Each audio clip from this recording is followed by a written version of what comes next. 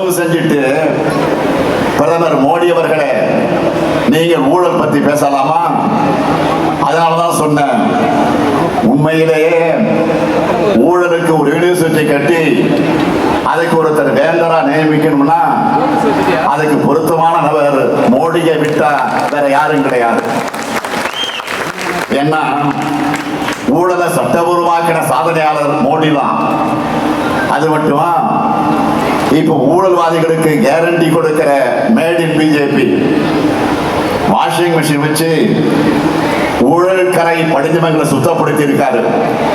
என்னடா நம்ம கிட்ட வந்து சேர்ந்த உடனே வழக்க வாபஸ் ஆகுத, பச்சையா தெரியுத, எதிர்கட்சிகள் கேள்வி மேல் கேள்வி கேட்கிறாங்களே, நடுநிலையாளர்கள் நாக்கப்படுகிற மாதிரி கேட்கிறாங்களேன்னு எந்த விதமான மான உணர்ச்சியும் இல்லாம திரும்ப திரும்ப அதே செயல்கள்ல பாஜக ஈடுபடுது. முன்பெல்லாம் பாஜகவோட இந்த திருமுள்ளுகளை சொன்னா நம்மளை பார்த்து என்ன சொன்னாங்க? ஆன்டி இந்தியன் சொல்லுவாங்க. ஆனா இப்போ இந்தியா கூட்டணியை நாம் அமைச்ச உடனே அவங்களுக்கு இந்தியான்ற வார்த்தை பிடிக்காம இப்ப என்ன சொல்றாங்க? இந்தியாவுக்கு பதிலாக பாரத்னு பேரை மாத்திட்டாங்க. இப்ப ஆன்டி இந்தியன் சுத்துறது யாரு? பாஜக காரங்க தான். பாஜகவை பொறுத்தவரை அவங்க தைரியமா பேச காரணம் அவங்களுக்கு கொடுக்கிறது தான் மக்களுக்கு நியூஸ் நினைக்கிறாங்க. வேற நியூஸ் வந்தா அதை திசை திருப்ப மத உணர்வுகளை தூண்டிவிட்டு மக்களை அதை பத்தி பேச வச்சு அதை அப்படியே திசை திருப்பிடுவாங்க.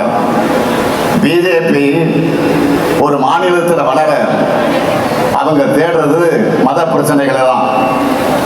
அப்படி அங்க பிரச்சனைகள் இல்லைன்னா எப்படி பிரச்சனை தூண்டலாம்னு ரூம் போட்டு யோசிக்கிற கலவர கட்சி தான் பாஜக.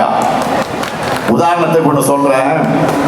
நம்ம இந்தியாவில் ஒருத்தர் தான் சாமிக்கு பொறி வச்சு படைப்பார். இன்னொருத்தர் தான் கும்பிடுகிற சாமிக்கு கறி வச்சு படைப்பார். இது அவங்களோட வழிபாட்டு முறை, காலங்காலமாக கடைபிடிக்கப்படுகிற பண்பாடு. மோடியும் பாஜகவும் என்ன சொல்றாங்க? நீங்க இதை சாப்பிடக்கூடாது, அதை சாப்பிடக்கூடாதுன்னு சொல்றாங்க. நம்ம பாஜக கிட்ட சொல்றது, மக்கள் என்ன சாப்பிட்டாலும் நீங்க தயவு செஞ்சு அந்த சோத்துல மண்ணள்ளி மட்டும் போடாதீங்க. இப்படி எல்லாம் நம்ம பேசுறதால நம்மளை பார்த்து என்ன சொல்றாங்க? ஊழல் கட்சி, குடும்ப அரசியல்னு தேஞ்சி போன டேப் ரெக்கார்டு மாதிரி திரும்ப திரும்ப சொல்லிக்கிட்டே இருக்காங்க. இதுக்கு பதில் சொல்லியே நாம டயர்ட் ஆகிடுறோம். ஆனா அவங்க கூட்டணியிலே அவங்க கட்சியிலும் இருக்கிற ஊழல்வாதிகள் வாரிசுகளுக்கு பிரதமர் மோடியே ஆதரிச்சு தேர்தல் பிரச்சார கூட்டங்கள்ல பேசுறாரு. என்ன வேடிக்கை! இன்னொரு வேடிக்கையும் பண்ணுவாரு. நிறைய பேர் ராத்திரி 12 மணிக்கு தனியா இருந்து கூட பேய் படம் பார்த்துருவாங்க. ஆனா மோடி நைட்ல டிவியில பேச போறாருன்னா பலரும் நெஞ்சு படப்படுத்துறவங்களுக்கு. அந்த அளவுக்கு நாட்டு மக்கள் மன ரீதியா பயத்துக்கு ஆளாகி இருக்கக்கூடியவர் தான் பிரதமராக இருக்கக்கூடிய மோடி. திடீர்னு ஒரு நாள் இரவு டிவியில வந்தார். 500 ரூபாய் 1000 ரூபாய் நோட்டுகள் செல்லாதுன்னு சொன்னார். எந்த விதமான திட்டமிடலும் இல்லாம ஒரு திட்டத்தை கொண்டு வந்துட்டு அதுக்கு தினம் தினம் புதுசா ரூல்ஸ் போட்டாரு. கேட்டா கருப்பு பணத்தை ஒழிக்கிறேன்னு வசனம் பேசினாரு. சரின்னு மக்களும் அவரை நம்பி அவரை சொன்னதெல்லாம் செஞ்சாங்க. கருப்பு பணம் ஒழிஞ்சிடுச்சா? 99 விழுக்காடு பணம் திரும்ப வந்துட்டதா ரிசர்வ் வங்கி சொல்லிடுச்சு. முதல்ல இந்த நடவடிக்கையை ஆதரிச்ச எல்லோரும் கொஞ்ச நாளே கடுமையாக பேசிச்சாங்கல, அதோடு விட்டாரா? புதுசா அறிமுகப்படுத்தின 2000 ரூபாய் நோட்டு செல்லாதுன்னு சில ஆண்டுக்குள்ளே அறிவித்தார்.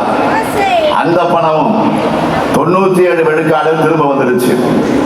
அப்ப கருப்பு பண ஒழிப்புன்ற மோடி மசாமி எதுக்கு? அந்த பண மதிப்பு நடவடிக்கை தான் ஏழைகளின்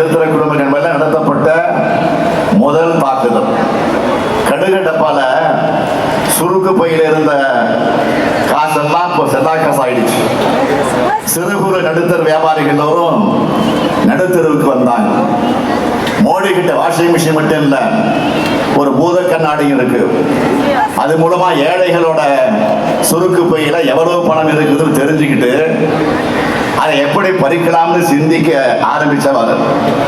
அதுக்கு உதாரணம் உங்களுக்கு சுருக்கு பை எதுக்கு, எல்லாரையும் வங்கிகள் அக்கௌண்ட் ஆரம்பிக்கணும்னு சொன்னார். அதை நம்பி மக்கள் எல்லாம் அவங்க கிட்ட இருந்த காசை அக்கௌண்ட்ல போட்டாங்க. கொஞ்ச நாள்ல மினிமம் பேலன்ஸ் கம்மியா இருக்குன்னு அதையும் பிடிக்கிட்டாரு. அந்த ஃபைல்ல மட்டும் எவ்வளவு விசாரணை தெரியுமா? 21,000 கோடி ரூபாய். தொடர்ந்து விடல. அடுத்து திரும்ப ஒரு நாள் இரவு நாடாளுமன்றத்துக்கு வந்து ஜிஎஸ்டி சட்டம் போட்டாரு. குஜராத் முதலமைச்சராக இருந்தப்போ என்னோட பிணத்து மேல இருந்துதான் இந்த சட்டத்தை கொண்டு வர முடியும்னு சொல்லிட்டு அவரே பிரதமர் ஆனதும் நடுராத்திரியிலே கொண்டு வந்து இந்த சட்டத்தை நிறைவேற்றினார்.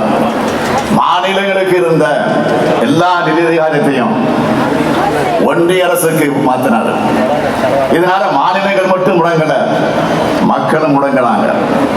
5, 12, 18, 28 விழுக்காடுன்னு சீலிங் வச்சு வரி போட்டாங்க.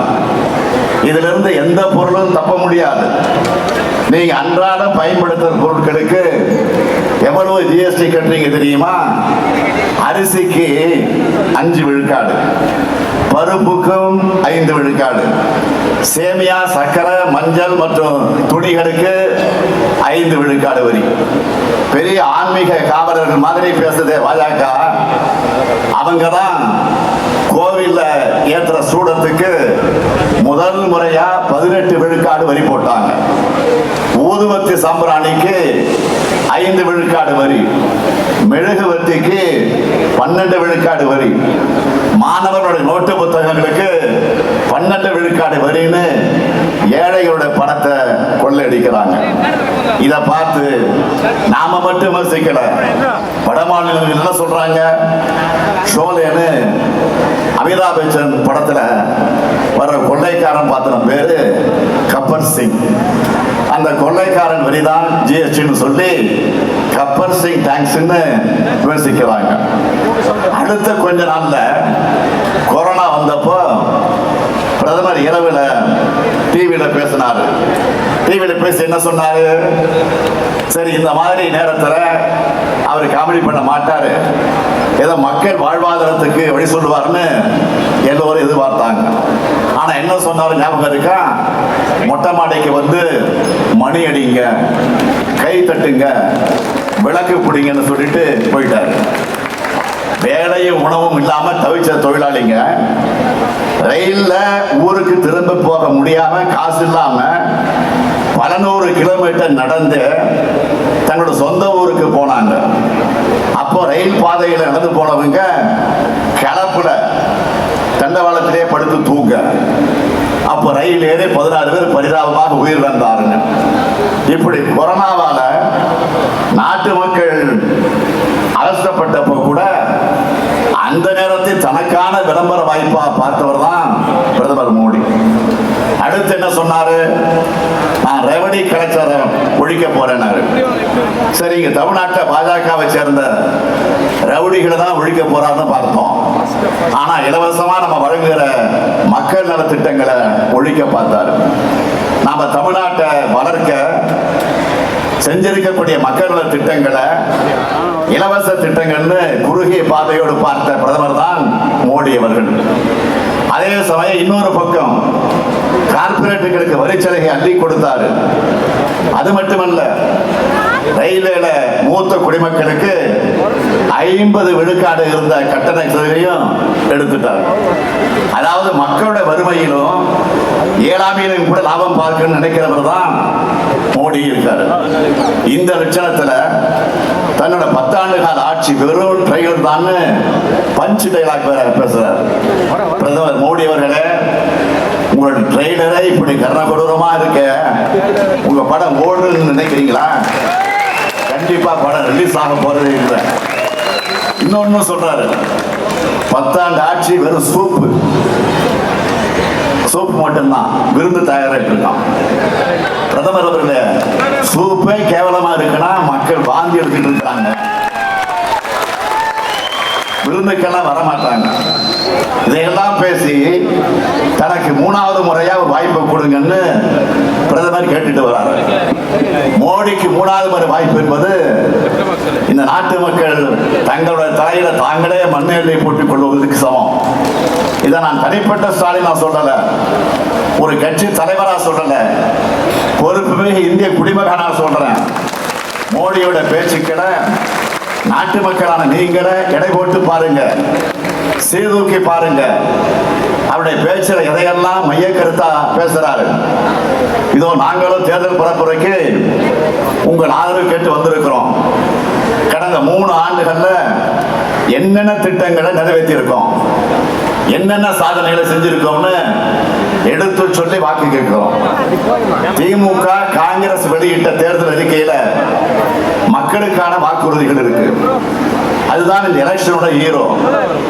அதுல இருக்கிறதெல்லாம் சொல்றோம். ஆனா மோடி அப்படி வாக்குறுதிகளை சொல்லி வாக்கு கேட்கிறாரா? இல்லையே. எல்லா பிரச்சார மேடைகளிலையும் நாட்டு மக்களை பிளவுபடுத்துவதற்கான வாய்ப்பா தான் அதை பார்க்கிறாரு. வாயை திறந்தால சாதி, மதம், உணவு வேறுபாடுகளை பற்றி தேவையில்லாத கருத்துக்களை பேசி எதிர்கட்சிகளை திட்டி வெறுப்புணர்ச்சியை விதைக்க துணையாய் பிடிச்சிட்டு இருக்கிறார் பிரதமர் மோடி. சமூக நீதியை பேசுற காங்கிரஸ் தேர்தல் அறிக்கைய முஸ்லீம் லீக்கினுடைய தேர்தல் அறிக்கை போல இருக்குன்னு பிரிவினைவாத அரசியல் செய்கிறார். நேற்று மேற்கு வங்கத்திற்கு போயிருக்காரு. அங்க இருக்கக்கூடிய மக்களை பிளவுபடுத்தி பேசுறாரு. 10 ஆண்டு காலம் இந்தியாவோட பிரதமரா இருந்துட்டு சாதனையா எதையும் சொல்ல முடியாம நாள்தோறும் மக்களை பிளவுபடுத்துகிற கருத்துக்களை பேசுறோம் என்று கூச்சம் துளி கூட அவர்கிட்ட இல்லை. மோடி ஏன் எக்காரணத்தை கொண்டு இன்னொரு முறை ஆட்சிக்கு வரக்கூடாதுன்னு சொல்றோம்? மோடி ஆட்சிக்கு வந்தால் அமைதியான இந்தியா அமளியான இந்தியாவாக மாறிடும். ஒரு தாய் மக்களா வாழுகிற நம்ம மக்களை